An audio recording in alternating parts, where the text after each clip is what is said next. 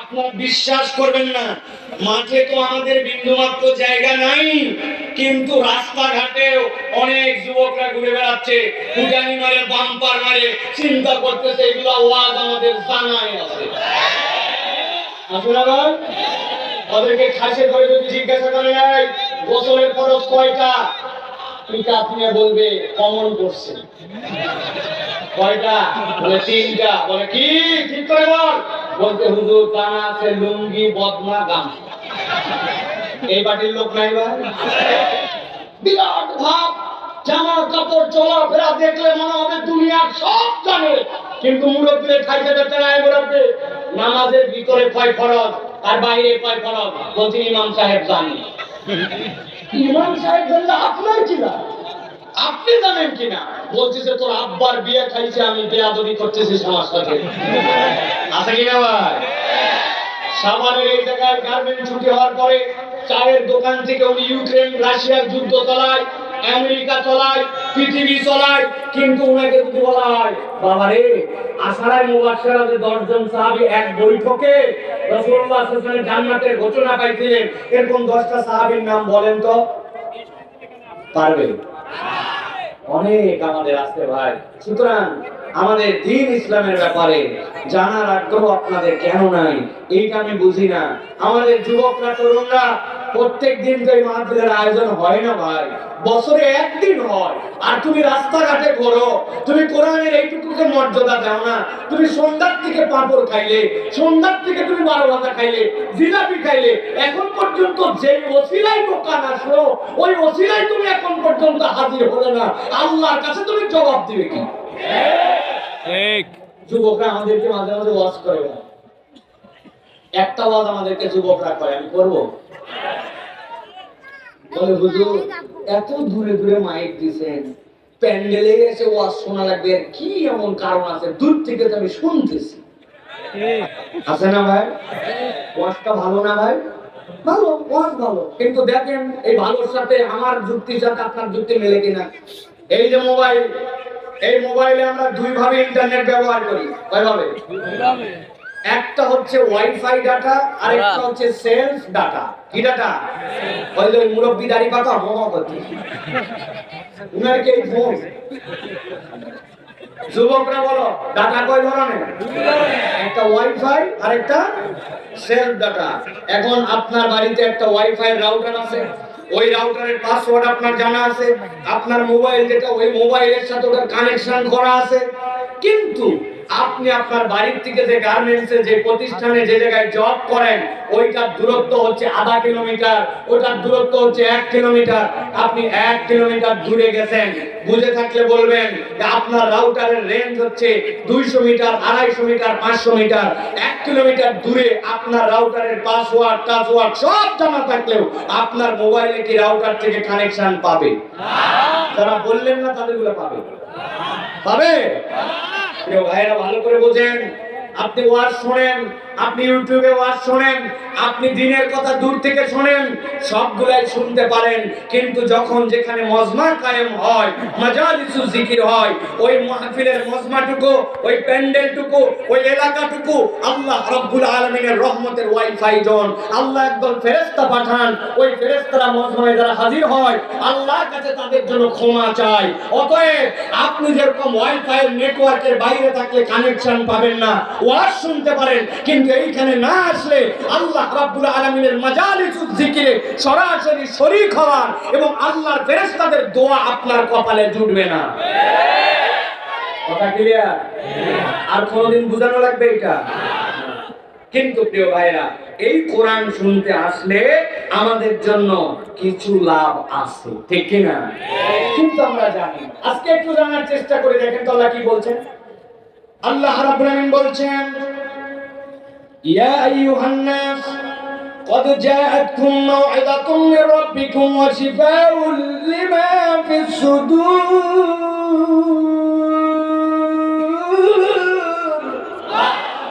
আমার রব্বুল আমিন বলছেন, ও আমার হাবিব আপনি কিয়ামত পর্যন্ত মানুষের কাছে জানায় দেন, ইয়া আইয়ুহান নাস দুনিয়ার যত মানুষ তোমাদের কাছে বলা হলো কদ জাআতকুম মাউইযাতুম মির রাব্বিকুম, আল্লাহর পক্ষ থেকে তোমাদের কাছে একটা মাউইযা এসেছে, ওয়াজ এসেছে, আল্লাহর পক্ষ থেকে তোমাদের কাছে একটা প্রেসক্রিপশন এসেছে।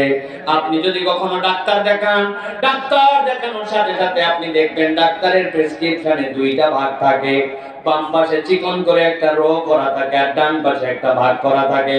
বাম পাশের রোর মানেটা আপনি বোঝেন না, কিন্তু ডাক্তার আপনার রোগের বৃত্তান্ত শুনে শুনে সেখানে কি কি আপনার রোগ তার ইন্ডিকেশন করেছে, আর ডান পাশে আপনার জন্য যে প্রেসক্রিপশন করে দিয়েছে, খেয়াল করলে দেখবেন ওই প্রেসক্রিপশনের মধ্যে ঔষধের নাম, ঔষধের পাওয়ার, ঔষধটা দিনে কয়বার খাবেন, আর ঔষধটা কতদিন পর্যন্ত আপনার চলবে, এইটা ওই ডান পাশে প্রেসক্রিপশনের মধ্যে লেখা থাকে, ঠিক কিনা? আমার আল্লাহ রাব্বুল বলছেন কদ জাআতকুম মাউইযাতুম মির রাব্বিকুম ওয়া শিফাউল লিমা ফিস সুদুরি ওয়া হুদাও ওয়া রাহমাতুল লিল মুমিনিন। এই দুনিয়ার মানুষ, আমি রব্বুল আলামিন তোমার জন্য যেই কোরআন দিলাম ওই কোরআনকে আমি রব্বুল আলামিন বললাম মাউইযা, এটা আল্লাহর পক্ষ থেকে তোমার জন্য প্রেসক্রিপশন। বান্দা তোমার কতদিন পর্যন্ত এই কোরআনুল কারীমের পিছনে থেকে জান্নাত পর্যন্ত যাওয়ার জন্য কি কি পদ্ধতি লাগবে আল্লাহ বলছেন কিয়ামত পর্যন্ত না কত মানুষের জন্য আমি কোরআনের মধ্যে এটা দিয়েছি। 2 নম্বরে আল্লাহ বলছেন ওয়া মাউইযাতুম মির রাব্বিকুম ওয়া শিফাউল লিমা ফিস সুদূর। দুনিয়াতে তুমি যত ধরনের অসুস্থ হও, প্রত্যেক অসুস্থতার জন্য তোমার ডাক্তার আছে, কিন্তু আল্লাহ বলছেন তোমার অন্তর যদি অসুস্থ হয়ে যায়, ওই অন্তরের ডাক্তার দুনিয়াতে একজনও নাই। তোমার হাতের চুলকানির ডাক্তার আছে, পা ভেঙে গেছে ডাক্তার আছে, তোমার যদি কোনো ধরনের নিউরো প্রবলেম হয় ডাক্তার আছে, চোখের ডাক্তার আছে, কিন্তু আল্লাহ বলছেন তোমার যদি অন্তর ঠিক না হয়, তুমি উপরে যাই হও না কেন, আল্লাহর কাছে তুমি জান্নাতের সার্টিফিকেট পাবে না। অতএব জান্নাতের সার্টিফিকেট পেয়ে তুমি যদি ফিট মানুষ হতে চাও, তাহলে আল্লাহর কাছে তোমাকে কোরআন দিয়ে ওই ফিটনেস নিতে হবে। মাঝে মাঝে উদাহরণ দেয়, গভীর মনোযোগে খেয়াল করেন। আপনাদের এই এলাকায় একটা ছেলে পেপারের মধ্যে বিজ্ঞাপন দেখেছে সেনাবাহিনীর সেকেন্ড লেফটেন্যান্টের লোক নিবে, কমিশন র্যাঙ্কের লোক নিয়োগ দিবে, কমিশন র্যাঙ্কের লোক নিবে। সাথে সাথে দেখে কি কি কোয়ালিফিকেশন। 1 নম্বর কোয়ালিফিকেশন হচ্ছে ওই ব্যক্তিকে 5 ফিট 6 ইঞ্চি লম্বা হওয়া লাগবে।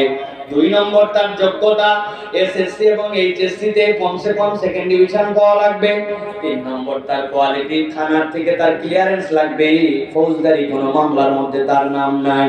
আর 4 নম্বর তার যোগ্যতা হচ্ছে কমসে কম ওই মানুষটাকে শারীরিকভাবে ফিট হতে হবে।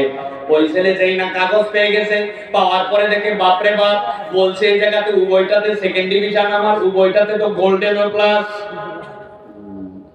সাথে সাথে এরপরে বলছে যে 2 নম্বরে কি, 2 নম্বরে তার জন্য যোগ্যতা চাইছে 5 ফিট 6 ইঞ্চি লম্বা হওয়া লাগবে। এই বেটা 6 ফিট, থানা ক্লিয়ারেন্স, তার বাপ দাদার জন্মে কারো থানায় তার নামে বিচার নাই, আর শারীরিকভাবে দেখতে শুনতে এত সুন্দর। ওই ছেলে আবেদন জমা দিয়ে দিছে, ধরেন সাভার ক্যান্টনমেন্টে তাকে ডাক দিছে, অমুক তারিখে তোমার কাগজপত্র নিয়ে হাজির হবা। ওই ছেলে ওই তারিখে কাগজপত্র নিয়ে হাজির হয়ে গেছে। হাজির হওয়ার পরে এখন যেই লোক তার পরীক্ষা করবে, প্রথমে বলছে তোমার সার্টিফিকেট দেখাও। সার্টিফিকেট দেখে দেখে বাপরে বাপ, চাইছিলাম সেকেন্ড ডিভিশন, এই বেটা 2টাতেই ফার্স্ট ডিভিশন। সার্টিফিকেট ওকে, এবার থানার ক্লিয়ারেন্স দেখাও। থানার কাগজ যেই না চাইছে, থানাতে দেখে থানা তাকে বলছে বাপ দাদার জন্মে তার কোনো ফৌজদারি মামলা নাই, ক্লিয়ার। এবার বলছে বেটা যা, যাওয়ার পরে হাইট মাপ দে। ও যেই না হাইট মাপতে গেছে, ওই বরাবর একটা দড়ি দেওয়া আছে 5 ফিট 6 ইঞ্চি, কিন্তু এই বেটা তো 6 ফিট লম্বা, ওর নাক বরাবর বাইতে গেছে। বলছে ব্যাক করে এত লম্বা, নিচ দিয়ে যা। নিচ দিয়ে বার করে দেওয়ার পরে বলছে জামা কাপড় খোলো। যেই না জামা কাপড় খোলাইছে, জামা কাপড় খোলানোর পরে বার বলছে সামনের দিকে হাত 2টা সোজা করো। যেই না বলছে সামনের দিকে হাত 2টা সোজা করো, হাত 2টা সোজা করছে, ডান হাতটা টনটনা সোজা, কিন্তু বাম হাতের 4টা আঙ্গুল অল্প একটুখানি বাঁকা। এখন যেই লোকের পরীক্ষা নেয় ওই বলছে এই ব্যাক কর, বাম হাতের নখ দেখা কেন, বাম হাতের নখ সোজা কর। ও বলছে স্যার এর থেকে বেশি সোজা হয় না, জন্মের পরের থেকে আমার হাতের বাম হাতের 4টা আঙ্গুল একটু ব্যাকা, তাছাড়া আমার পুরা শরীর ঠিক। বুঝে থাকলে বলেন আপনারা, উভয়টাতে ফার্স্ট ডিভিশন 6 ফিট লম্বা, থানা ক্লিয়ারেন্স বরাবর। কিন্তু ওই ছেলেটার যদি বাম হাতের 4টা আঙ্গুল একটু বাঁকা হয়, সেনাবাহিনীতে কি ওই লোকটাকে ভর্তিতে নিবে? নিবে? আমার আল্লাহ রাব্বুল আলামিন বলছেন, ভালো করে বোঝো, ইয়া আইয়ুহান নাস কদ জাআতকুম মাওয়াযাতুম মির রাব্বিকুম ওয়া শিফাউন লিমা ফিস সুদুরি ওয়া হুদাও ওয়া রাহমাতুল লিল মুমিনিন।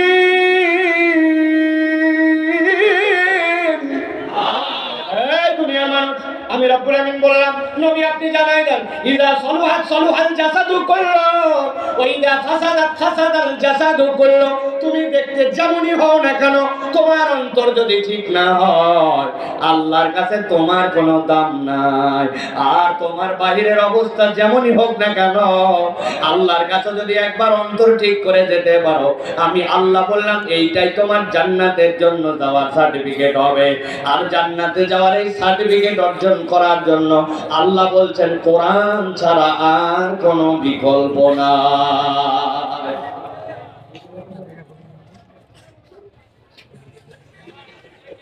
বসেন, আপনারা বোঝেন না কেন এগুলো ভাই?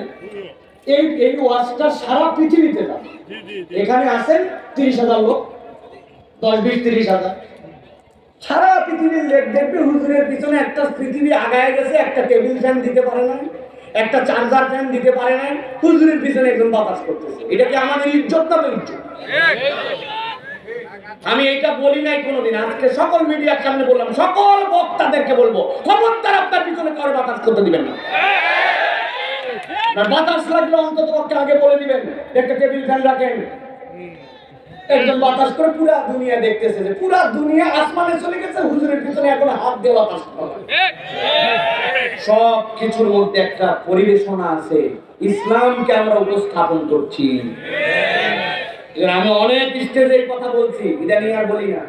যেগুলো স্টেজে আমাদের সম্মানিত ব্যক্তিরা বসেন, অন্তত পক্ষে টাকনুর উপরে যেন কাপড়টা থাকে, অন্তত মুখে যেন দাড়ি থাকে। হাজার হাজার করে আলেম বসে আছে, আর আমরা এমন চেহারা নিয়ে বসে থাকি, বাইরের মানুষ খারাপ মনে করে।